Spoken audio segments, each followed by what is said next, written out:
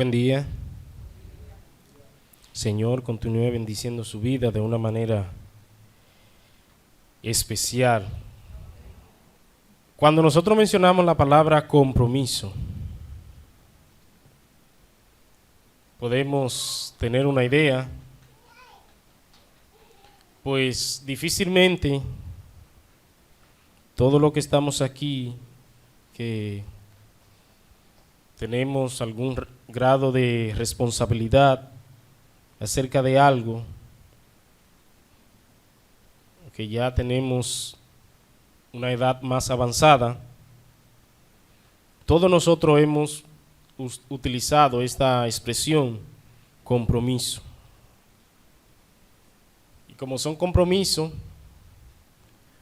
son cosas que prácticamente son obligatorias y que no debemos dejar de hacer, sea porque se nos haya impuesto o nosotros hayamos empleado o empeñado nuestras palabras para hacer cualquier cosa. Esa palabra compromiso, podríamos decir que es una responsabilidad que no debemos obviar, porque estamos obligados, estamos comprometidos, hemos empeñado de alguna u otra manera nuestro carácter y debemos de cumplirlo para que no venga como resultado a nosotros el ser tachado de irresponsable. Podríamos decir que nosotros en nuestro diario vivir tenemos muchos compromisos y que nos empeñamos, nos afanamos por cumplirlo cada momento, porque de eso depende algo, de que nosotros cumplamos nuestro compromiso. Depende el funcionamiento de algo, que algo pueda pues llevarse a cabo, pueda tener su esperado fin, su finalidad, su propósito. Depende muchas veces, o depende de que alguien tenga que hacer algo para eso, y a eso nosotros podríamos llamarle compromiso.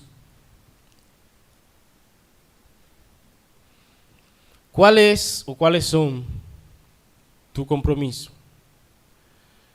El hermano Michael predicaba hace un tiempo, o no hace un tiempo, las últimas predicaciones estuvo hablando de Ageo, donde al principio nos hablaba acerca de nuestra prioridad, que debemos nosotros pues definir cuáles son o cuál es nuestra prioridad, qué es lo que nosotros tenemos como prioridad.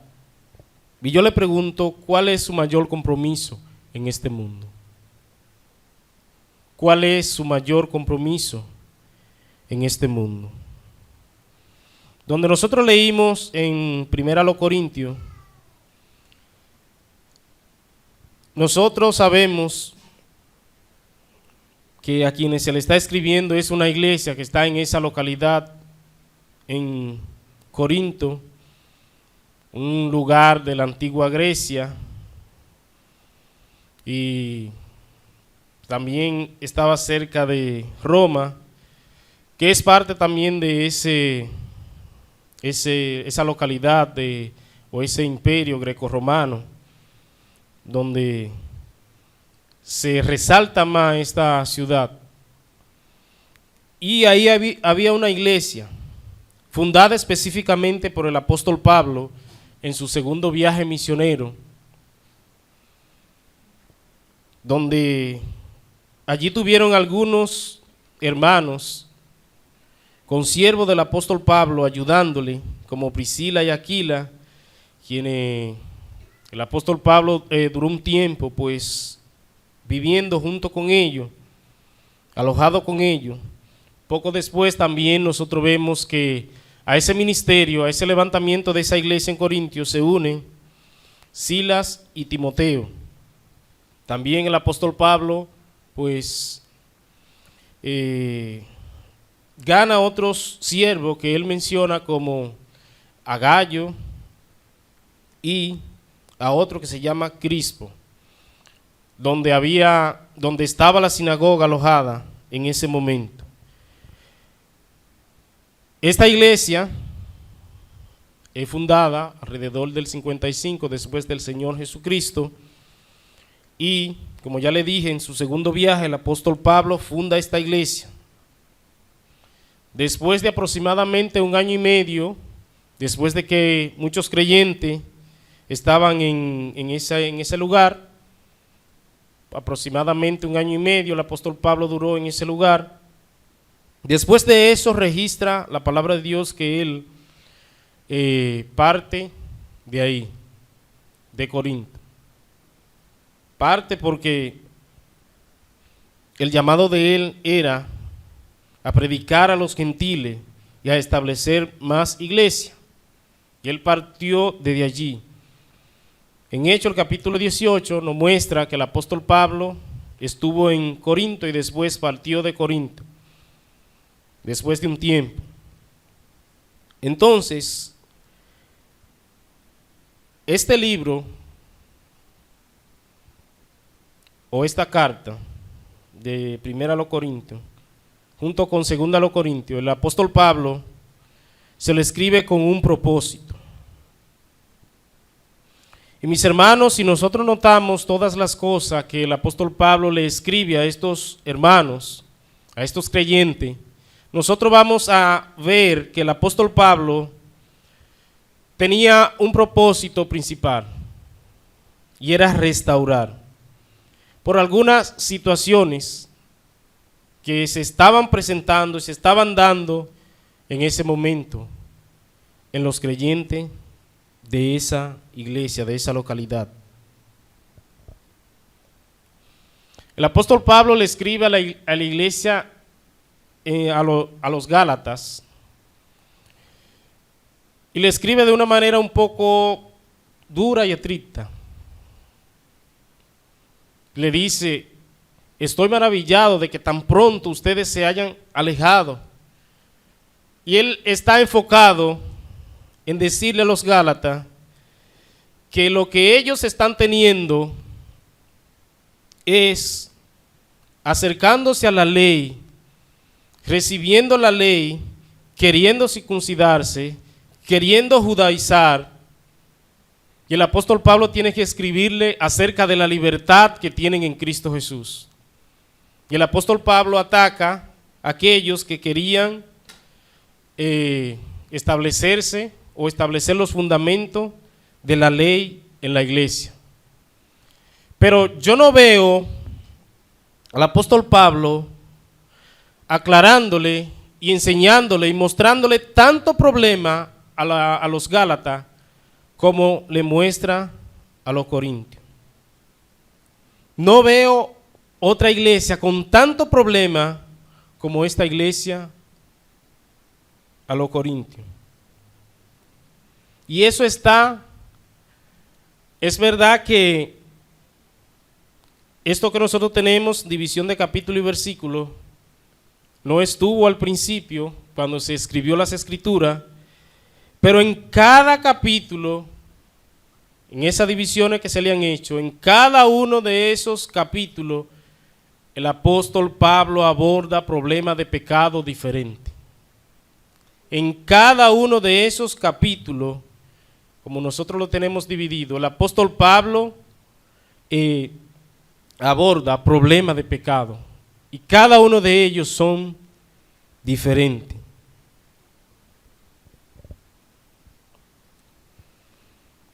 El apóstol Pablo le escribe a los corintios desde Éfeso, y le escribe con propósitos puntuales. Y como ya le dije, mis hermanos, en todas las escrituras nuevo testamentarias, yo no veo una iglesia que haya tenido tantos problemas espirituales como la iglesia en los Corintios. Podemos nosotros encontrar que el propósito del apóstol Pablo al escribir esta carta fue restaurar a los creyentes en ese lugar, pues había falta de conocimiento del Dios real. no tenían un conocimiento genuino, verdadero, sincero acerca del Dios real.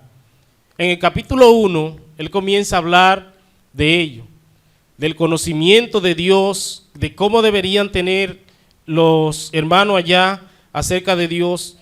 Y a pesar de que él comienza alabando algo, no es específicamente alabando la fe de ellos. Por ejemplo, en el versículo 4 del capítulo 1 dice: doy gracias a mi Dios siempre por vosotros, por la gracia de Dios que os fue dada en Cristo Jesús.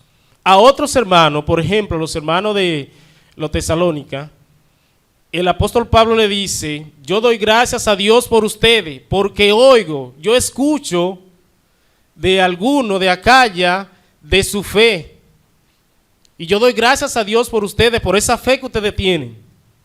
Pero el apóstol Pablo está diciendo: yo doy gracias a Dios por ustedes, por la gracia de Dios que le fue dada en Cristo Jesús.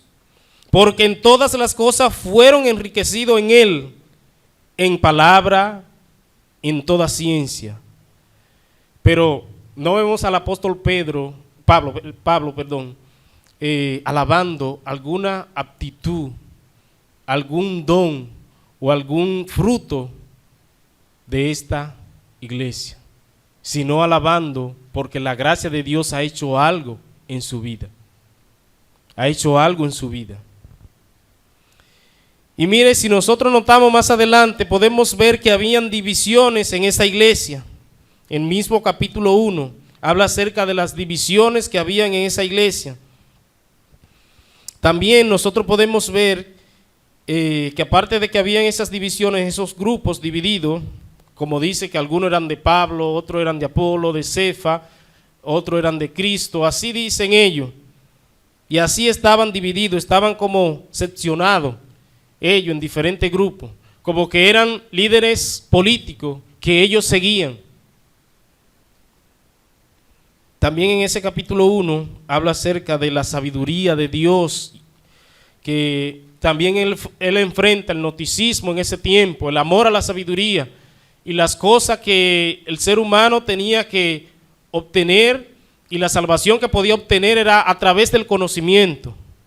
También el apóstol Pablo le habla acerca de esto. Eran muchísimos problemas. También nosotros podemos ver que habían problemas de pecados sexuales. En el capítulo 5 nosotros encontramos a una persona que estaba viviendo con la esposa de su padre, lo cual el apóstol Pablo dice que lo entregaran a Satanás a fin de que su espíritu sea salvo. También nosotros podemos encontrar en esa carta lo que es la idolatría. El capítulo 10 habla de eso.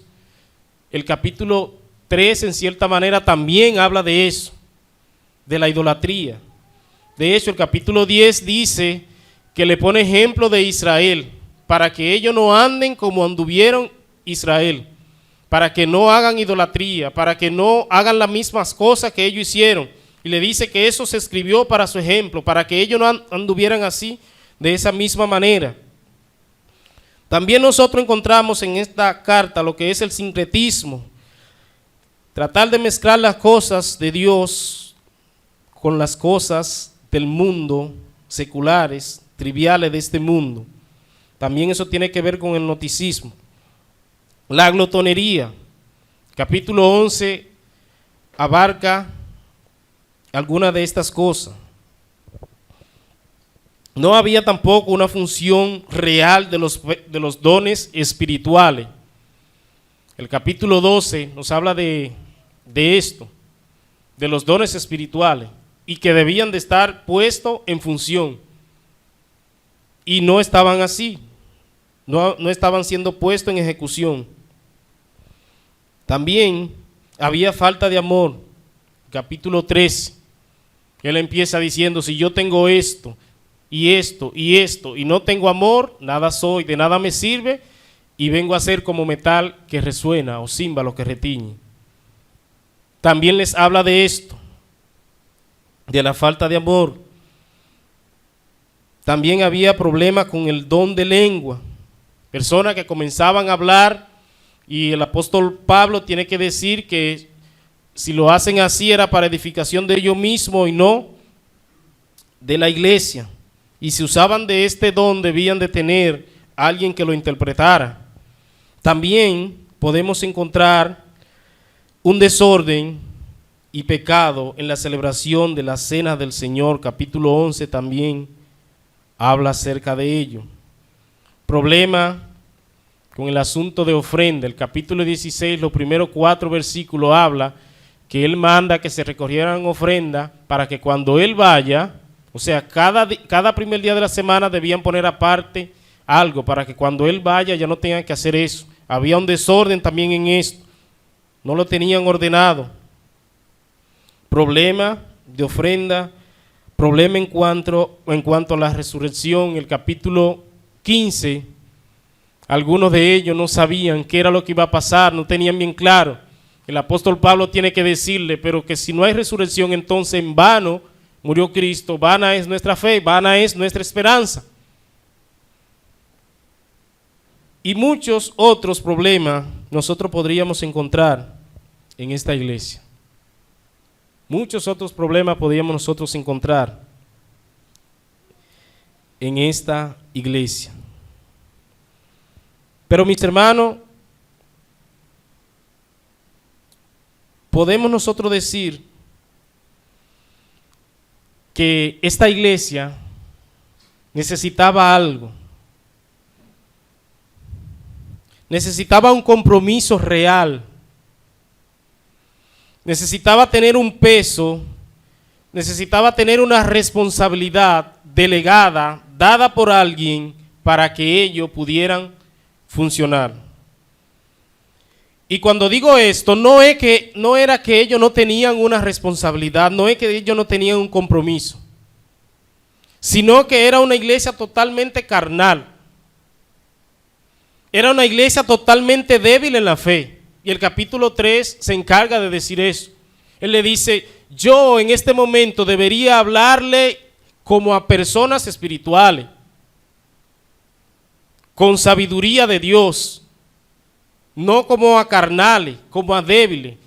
Ustedes están en el tiempo, en tanto tiempo que tienen, ya deberían estar comiendo alimentos sólidos y no estar tomando leche. Eso se lo dice en el capítulo 3.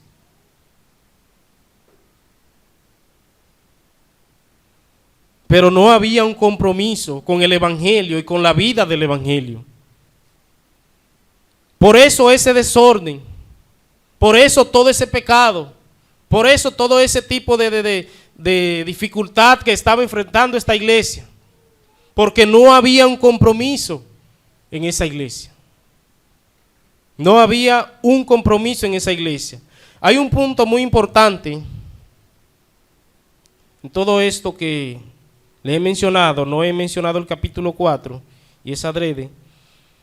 Hay un punto muy importante que quisiera tratar en esta mañana con relación a la situación de esta iglesia.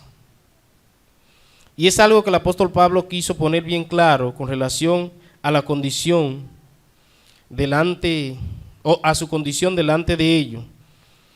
Lo que él quería tratar está en ese capítulo 4, los primeros 2 versículos. Y voy a leerlo nueva vez. Así pues, téngannos los hombres por servidores de Cristo y administradores de los misterios de Dios. Ahora bien, se requiere de los administradores que cada uno sea hallado fiel.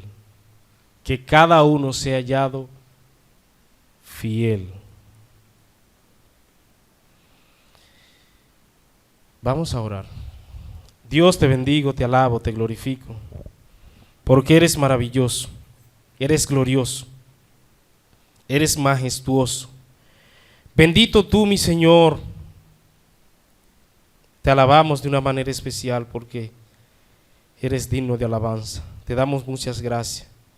Mi Señor, hemos leído estos versículos, hemos abierto tu palabra. Abre nuestro entendimiento, abre nuestros corazones. Háblanos, mi Señor, a través de tu palabra. De tal manera, mi Señor, que cualquier práctica de pecado, cualquier costumbre o mala costumbre en nosotros que empaña nuestra vida espiritual, nuestra vida evangélica, pueda ser, mi Señor, quitada de nosotros. Háblanos, mi Señor, a través de tu palabra. Motívanos, mi Señor, incentívanos a servirte, mi Señor, con sinceridad, a gozar de la libertad en Cristo Jesús, la libertad sana, y a vivir, mi Señor, de acuerdo a los parámetros y principios establecidos por tu palabra, que son principios de amor, parámetros de humildad, mi Señor. Ayúdanos, Dios, a entender tu palabra, a creerla y aplicarla. En el nombre de Jesús. Amén. Cuando leí estos versículos en este momento, fui motivado por el Espíritu Santo a orar, a pedir a Dios sabiduría para hacerlo. Aunque tenía un buen tiempo hablando, lo que resta es breve. Así pues, téngannos los hombres por servidores de Cristo y administradores de los misterios de Dios.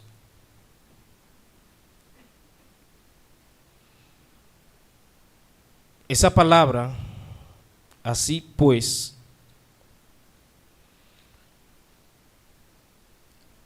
es dicha por el apóstol Pablo por causa de algunas cosas que se estaban dando. Ya yo le mencioné que había divisiones en ese momento.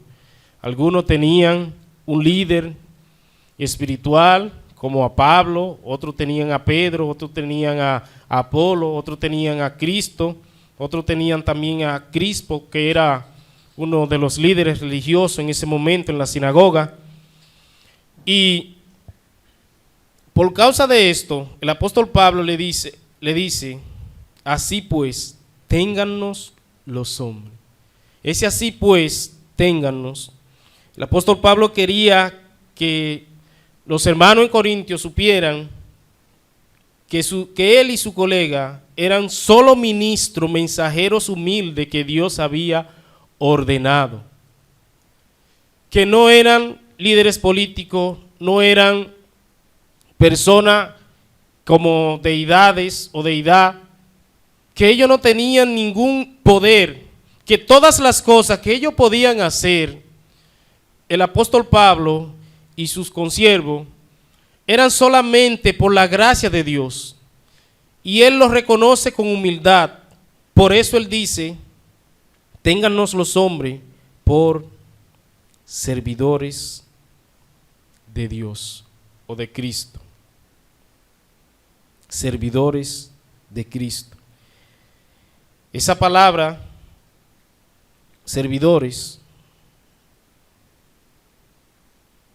expresa la humildad que el apóstol Pablo tenía y que esa palabra se empleaba para una clase de persona específica y que se utilizaba para referirse a esclavos que eran lo más menospreciado y explotado en el mundo romano, que pasaban su existencia en el fondo de embarcaciones.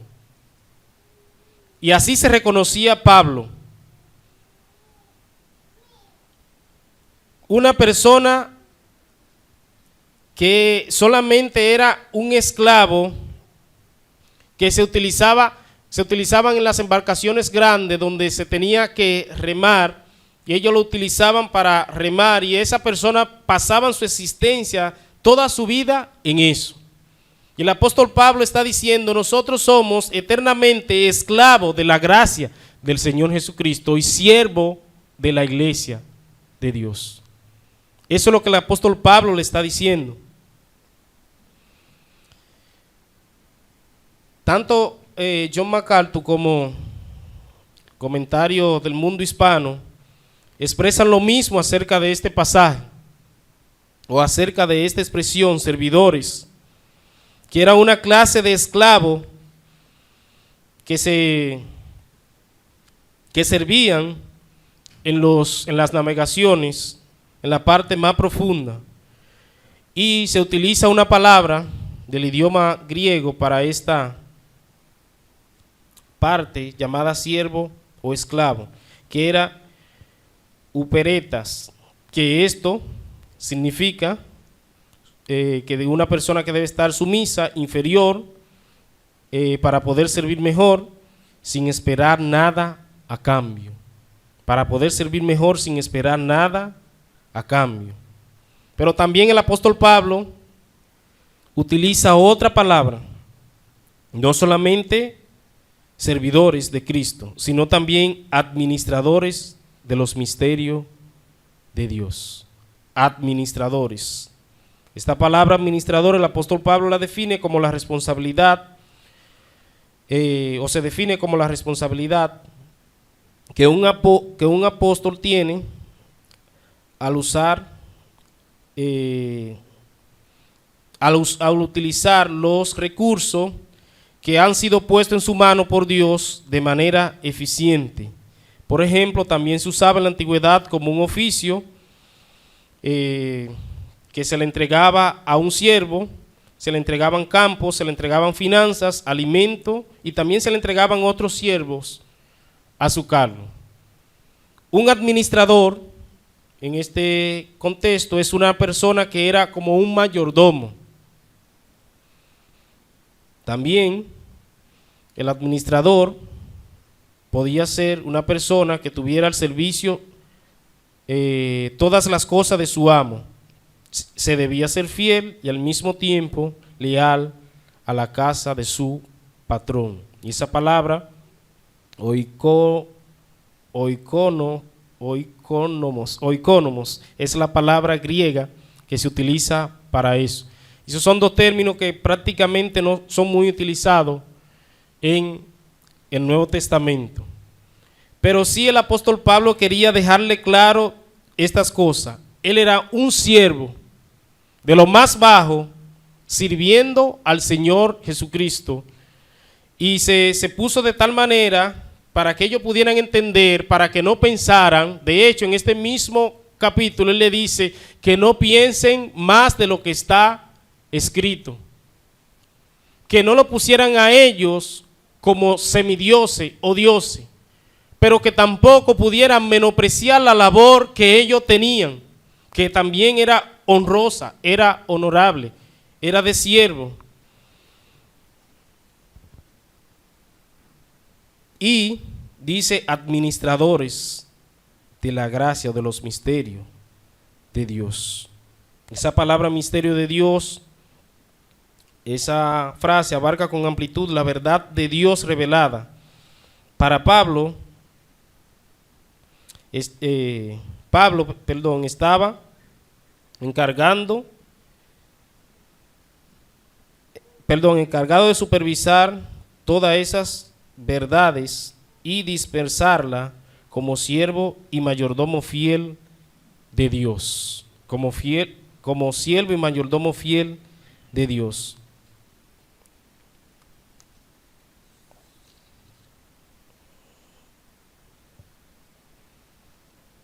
Mis hermanos, voy a leer otra vez el versículo. Dice así: pues, téngannos los hombres por servidores de Cristo y administradores de los misterios de Dios.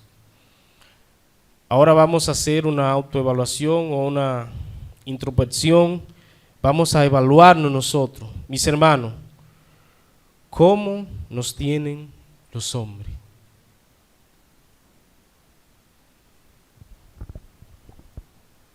¿Cómo nos tienen los hombres?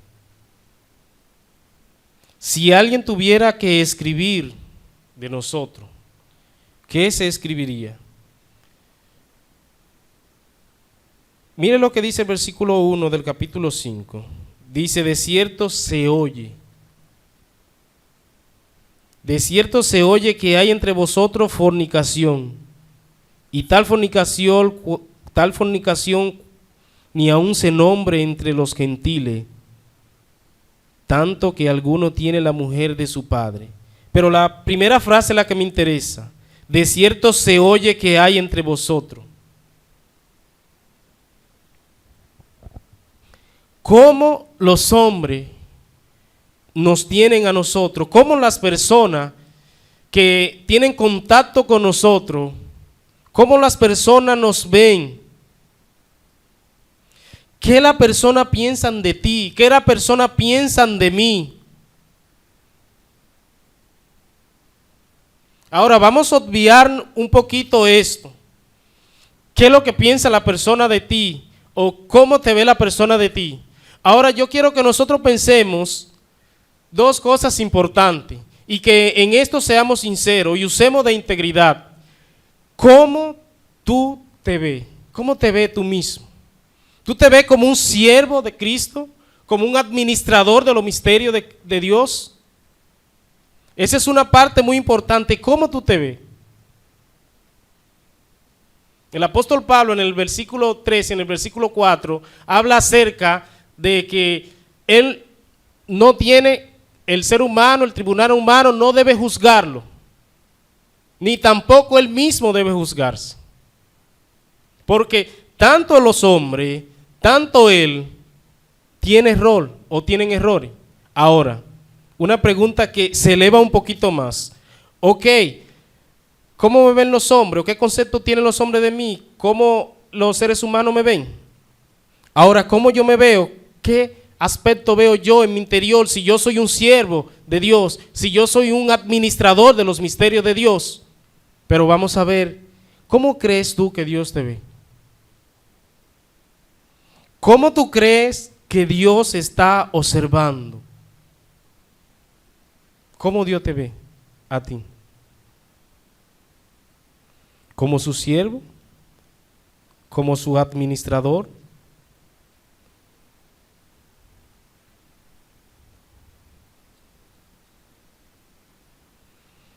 El apóstol Pablo quería que los hermanos lo tuvieran a ellos, a ese grupo de siervos que ministraba la palabra de Dios en la iglesia, como siervo de Dios, como esclavo de Dios, que tenían un propósito, y como administradores, como mayordomos, como personas que ministraban y que administraban bien lo que Dios le había puesto en su mano, que era el evangelio, que era la vida del evangelio.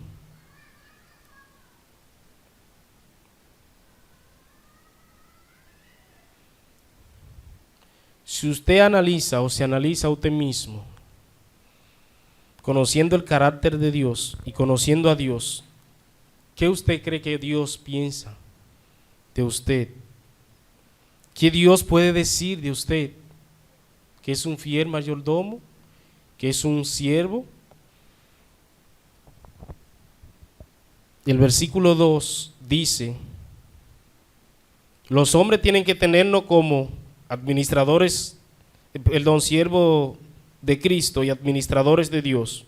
Ok, pero el versículo 2 dice, ahora bien, se requiere de los administradores que cada uno sea hallado fiel.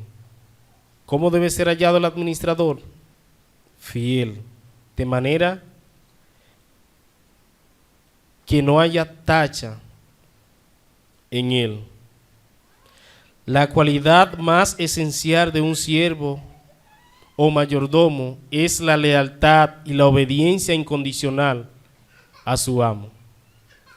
Que no hay una condición para poder obedecer. Cada creyente, cada cristiano, cada servidor de Cristo es un esclavo de Cristo, es un mayordomo de Cristo, tiene en su mano el evangelio glorioso de salvación. Pero ¿qué hace? ¿Cómo lo ministra? ¿Cómo lo administra? ¿Es fiel en la administración? ¿Es fiel en la obediencia? Dice, se requiere de los administradores que cada uno sea hallado fiel. Hay una palabra que se le hacen a las empresas, se llama auditoría. Si se hace una auditoría a tu vida cristiana, a mi vida cristiana, ¿cómo nosotros seremos encontrados?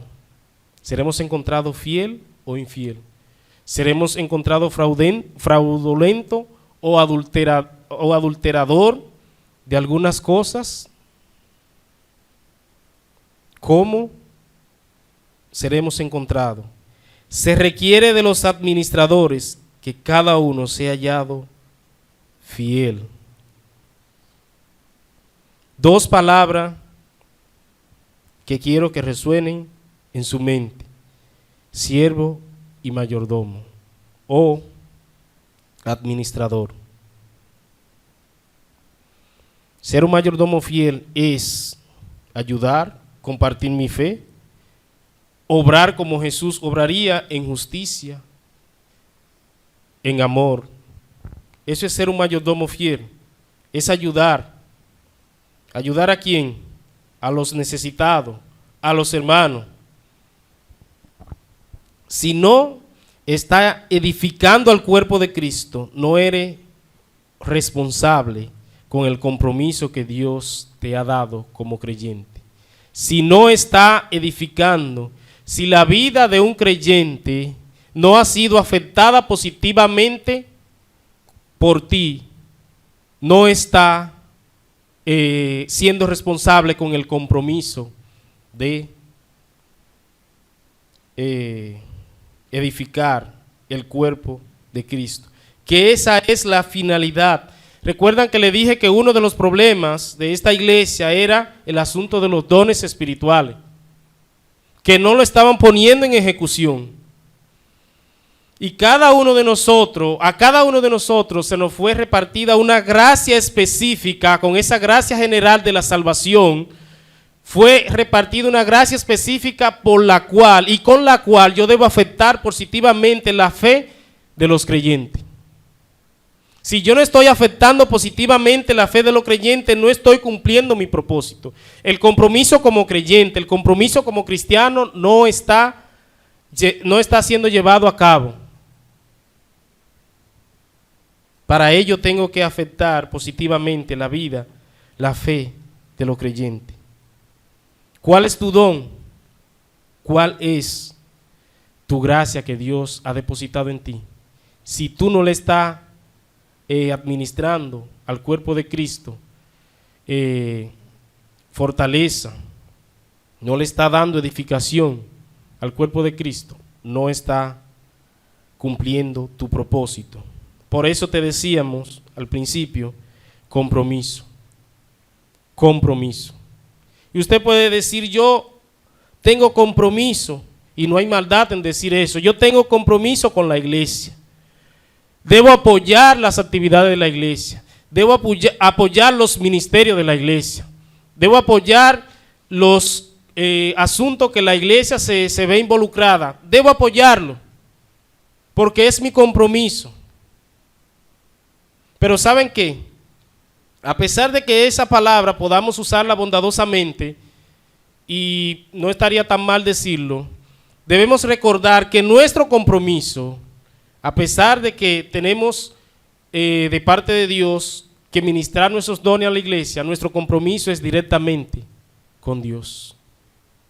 Con Dios. Y eso se ve cuando nosotros ponemos en ejecución nuestros dones, nuestro talento que Dios ha depositado en nuestras manos para edificación del cuerpo de Cristo. Es por eso que el mismo apóstol Pablo le dice a los Efesios capítulo 4, versículo 12, que el propósito de los dones es a fin de perfeccionar a los santos para la obra del ministerio, para la edificación del cuerpo de Cristo. Dios quiere que nosotros tengamos el compromiso y que nosotros seamos siervos y administradores de los misterios, de la gracia y de el evangelio del Señor Jesucristo que Él nos ha puesto en nuestras manos. Así que, mis hermanos, vuelvo y pregunto: ¿cómo te ven los hombres? ¿O cómo nos tienen los hombres? ¿Qué piensan de ti? Tú mismo, ¿qué tú piensas? ¿Y qué tú crees que piensa Dios de ti? ¿Puedes decir, Dios, que eres un fiel administrador?